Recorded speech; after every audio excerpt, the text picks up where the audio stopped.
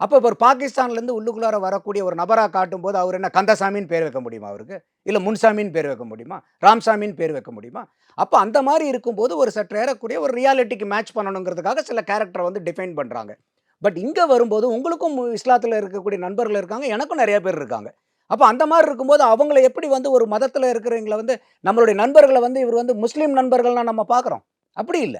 ஆனா இதே வந்து ஒரு பாகிஸ்தான்லேருந்து வரும்போது ஒண்ணும் இல்ல. இப்ப இன்னைக்கு இந்தியா, பாகிஸ்தான் கிரிக்கெட் விளையாடட்டும். என்ன ஆகுது? எவ்வளோ தூரம் பயங்கரமா அவங்க நாட்டுல இருக்கிறவங்களும் அவ்வளோ உத்வேகத்தோட அந்த மேட்ச பார்ப்பாங்க. நம்ம மக்களும் அவ்வளோ உத்வேகத்தோட அந்த மேட்ச பார்ப்பாங்க. அப்ப அவங்களுக்கு என்ன இஸ்லாத்த பிடிக்கலங்கிற அர்த்தமா? இல்ல. இந்த இடத்துல இந்தியா, பாகிஸ்தான் அப்படிங்கிற ஒரு பார்வையில பார்க்குறாங்க. ஆனா அது 2 பேருமே என்ன பண்ணியிருப்பான், நம்மளுடைய நண்பர்கள் வந்து அந்த சமூகத்தை சார்ந்தவங்களா இருந்தாலும் 2 பேரும் மாமா, மச்சான் தோள்ல போட்டுட்டு அவனும் சொல்லுவான் இந்தியா ஜெயிக்கணும்டான்பான்.